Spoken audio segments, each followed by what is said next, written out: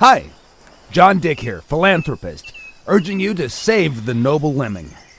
Okay, now that we've sorted out the important stuff, let's talk about wetness in SCUM.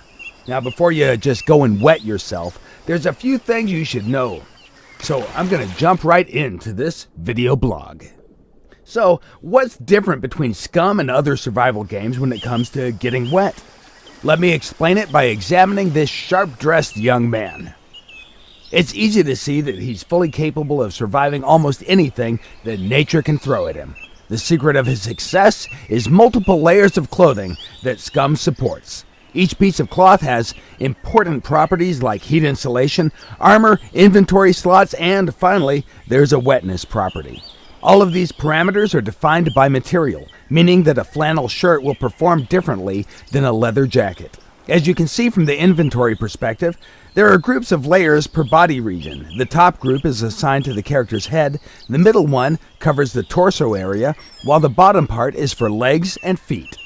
By stacking layers of clothing, you combine their parameters in the same way you would do in real life. When it comes to layered clothing, your grandma was right. It helps you to adapt to any weather condition possible. So how can you get wet in the game? The most obvious way is by sweating. While performing tasks, the body will heat up. In an attempt to cool you down, the body responds with perspiration. This kind of moisture is propagated from the inside out and also causes additional fluid loss or dehydration. The next way is the impact of the weather. To avoid getting wet in rain, try to find a dry spot fast or wear at least some water-resistant gear. Being drenched in the rain during cold weather will impact the immune system and your character will probably get sick. In the following example, you can see twin brothers on their way to the beach. Adolf on the left is wearing standard military-issued tactical jacket, and Desmond on the right has his all-time favorite olive raincoat. They both have several layers of the same clothes beneath the outer layer. If you take a closer look at the inventory, you might notice that each item has its own weight listed in the top right part of the icon. The same value is also shown with green-colored font so that it can be tracked more easily. All other inventory slots are empty because both brothers forgot to take their inflatable swimming arm bins with them to the beach. Luckily for them, they won't drown because the rain will come again, falling on their heads like a memory. As the rain starts to pour down on these poor guys, their clothes will start to absorb the water and become wet. If we speed up the time, you'll be able to see the impact of rain on the different layers of clothing much better. Carefully examine the green numbers. As expected, the tactical jacket gets wet relatively quickly, along with the backpack, pants, and shoes. Increasing values in green actually represent the amount of water that has been absorbed by clothes and gear. On the right, Desmond is doing much better. Although his backpack, pants, and shoes are completely drenched, his upper body is dry. For Adolf, things are going from bad to worse. It seems that the tactical jacket waterproof factor isn't as good as advertised and leaks water on his sweater and shirt, making him completely wet. Furthermore, as Adolf's clothes are getting wet, they're also getting heavier, meaning that he'll be carrying an additional 13 plus ounces of weight all the way back home. This will certainly affect his calorie consumption during that trip, and his performance will suffer as well. In SCUM, moisture absorption and retention depends on the material that's being used for clothing. Let's bring out the sunshine again. Do notice that both guys were standing completely still in heavy rain just because we asked them nicely. These guys are true heroes. Now, it's time to see what happened with the inner layers of clothing. As you can see, Adolf's sweater is all wet, while Desmond's is still dry. If we drop the sweaters down, you can see that the same thing also happened to their hipster shirts. In the previous part of the video, you might have noticed that different parts of the clothing can absorb or retain different percentages of water. As in real life, some parts of the body can become wetter than others. In SCUM, we handle wetness per body part along with separate layers of clothes that can have different wetness values also. This means that parts of your gear can be dry or wet depending on what you do. Body parts that are covered separately are feet, legs, torso, hands, and head.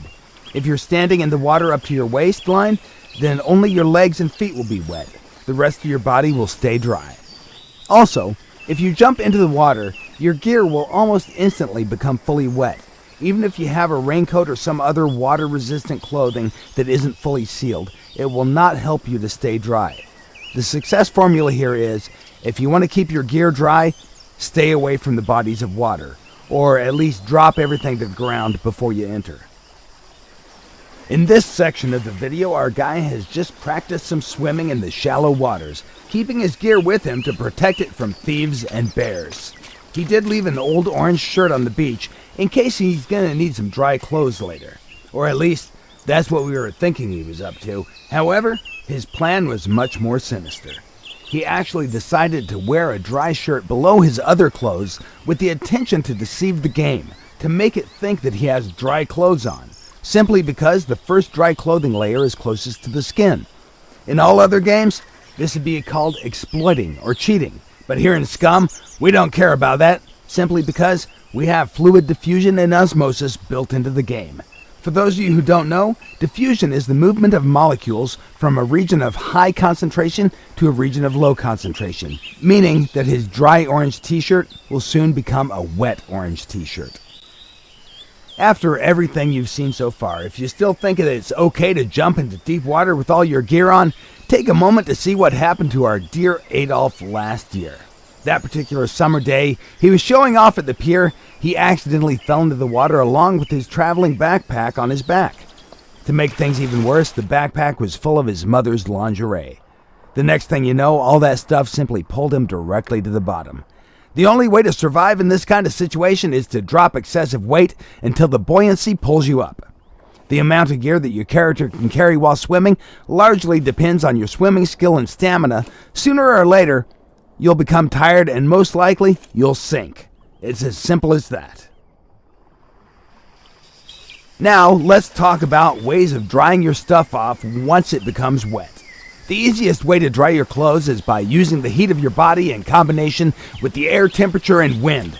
This is particularly useful during the summer when wet clothes keep you cool and safe from the excessive sweating and dehydration. Also, it's good to know that if you keep moving, your body will get warmer and you'll dry your clothes faster.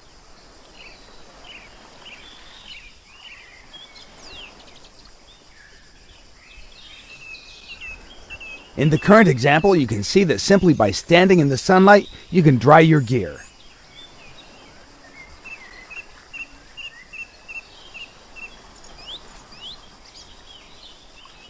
Also, you can see that the helmet has dried much faster than the backpack because they're different materials.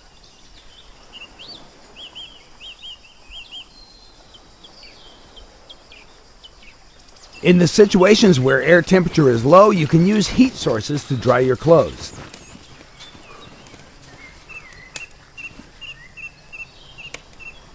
How fast something will dry depends on many factors, such as the material type. Items that conduct heat better will be dried faster. The amount of water absorbed. If more water is absorbed, it takes more time for clothes to dry. Relative humidity. If humidity in the air is high, drying gets slower and dry clothes can even get wet. Wind helps a lot in drying by carrying the water vapor away, preventing any concentration of moisture on the clothes. Air temperature. Higher temperatures will help to dry clothes faster. Then the number of wet layers stacked. Keeping wet clothing stacked on you is bad, and it slows down the drying time significantly. In the current example, the player is using fire as a heat source to dry his clothes. Notice how the distance from the fire source influences the speed of his drying clothes.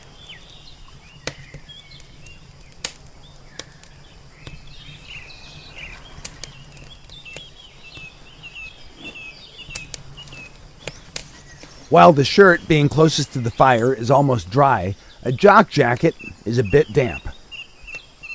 On the other hand, pants that were on the character the whole time are still fully wet since they were far away from the heat source. To reduce drying time, keep your wet clothes spread near the heat source.